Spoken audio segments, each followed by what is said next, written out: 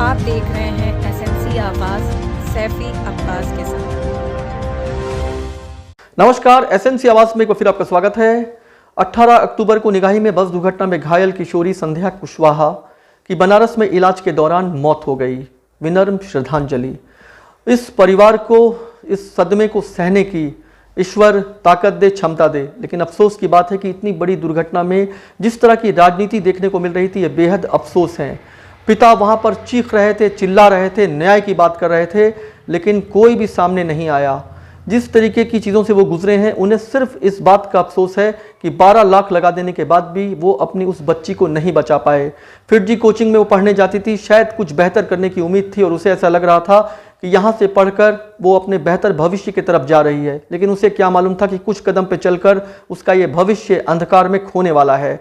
FIITJEE coaching और तमाम जो दूसरी कोचिंग है वो ये दावा करते हैं कि आपके बच्चे सबसे सुरक्षित हाथों में हैं और आप हमारे यहाँ बेखौफ होकर, बेफिक्र होकर भेजिए।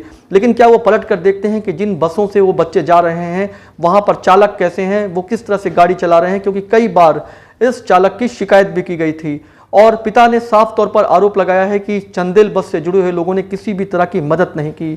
लेकिन उनकी लगातार जो जंग थी वो सिर्फ इस बात को लेकर थी कि जिंदगी और मौत से जूझ रही उनकी बच्ची, चाहे कितना भी पैसा लग जाए, चाहे खुद को ही क्यों ना बेचना पड़ जाए, वो किसी तरीके से इस जंग को जीत जाए और उनकी बेटी जिस कैफियत से गुजर रही है उससे बाहर निकलकर वो फिर से उस दुनिया को देखे जिस दुनिया में उसने अपने बेहतर भविष्य का सपना देखा था। लेकिन अफसोस की बात है कि ये सपना बीच में ही टूट गया और अब पिता के पास मातम के अलावा कुछ नहीं है, क्योंकि 12 लाख रुपए खर्च करने के बाद भी वो उस बच्ची को नहीं बचा पाए। वो परिवार जो इन सदमों से गुजरता है वो जानता है, फूल सी कोमल बच्ची जिसको लेकर उन्होंने पाला था और एक उसके बेहतर भविष्य का सपना देखा था, जिस पल उसका पैर कटा उस पल उन्हें ऐसा लगा होगा कि वाकई में इससे बड़ा दुखद कुछ नहीं हो सकता। लेकिन तब भी उन्हें उम्मीद थी कि अगर वो जिंदगी की जंग जीत जाएगी तो कुछ ना कुछ बेहतर कर लेगी।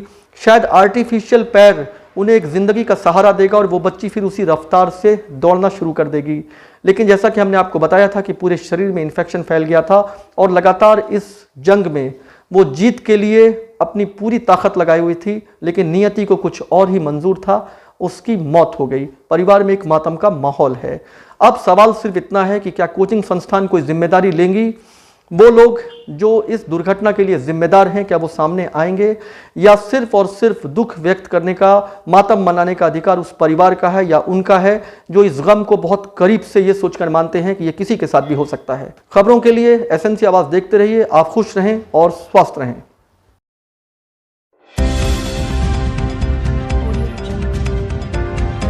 आप देख रहे हैं एसएमसी आवाज सैफी अब्बास के साथ।